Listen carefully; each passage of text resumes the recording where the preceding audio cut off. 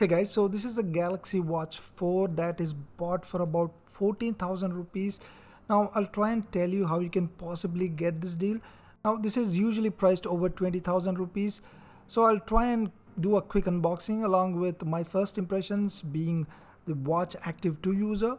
Speaking of which, I have both the Active 2 and the Active 4. Can you guys spot which one is which?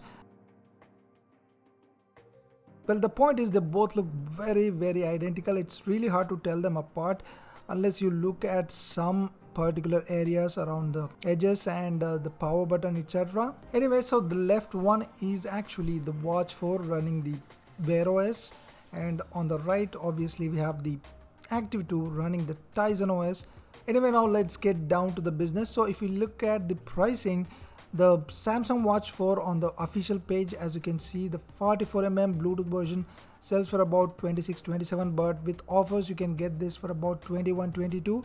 But if you look at the Amazon, there is one listing here that is only showing about 18,500 about that price. But when I look at the seller rating and stuff, it wasn't really inspiring any confidence. I mean, look at the rating for the last 12 months, very few ratings, and I've also checked other sellers. The same case with some other sellers. Anyway, I'll drop a link in the description for your convenience. But if you really want to get this for the best price like I did, then you need to look out for the offline market. Now let me explain that. Samsung usually has some offers with its flagship phones, like offering Galaxy Watch 4 or the Buds for a very cheap price. So there are some customers who don't want this, so they bargain with the reseller or the shopkeeper to get further discounts in exchange of these accessories.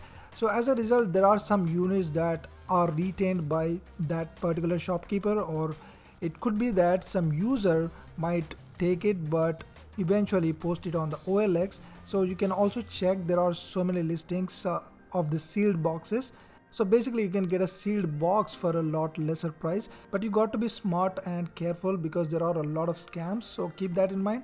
So you have some scope for negotiation in the offline market, so you can use some contacts and try and reach out to some maybe shopkeepers, etc. Like I said, there could be some scams or clone products. So let me show you the box contents. It's already unboxed, just showing you for the details as to what you get in the box. You get the charger and also the watch along with some paperwork.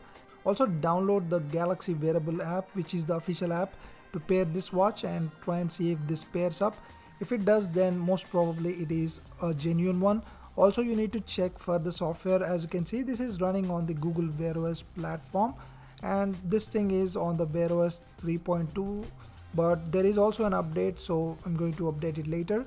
This model comes with 16 GB storage, and looking at the watch, the performance particularly is pretty good. This one is running with the Exynos chip, not the Qualcomm chip, but still this feels quite fluid and fast, I would say. Comparing to something like Fossil Gen 5, this one feels snappier despite having that One UI on top of Wear OS.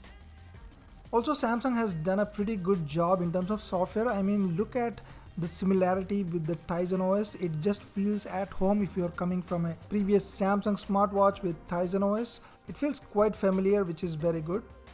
So that's been it for this quick video, guys. If you found this informative, do like this video, subscribe. Thanks for watching. I'll see you soon.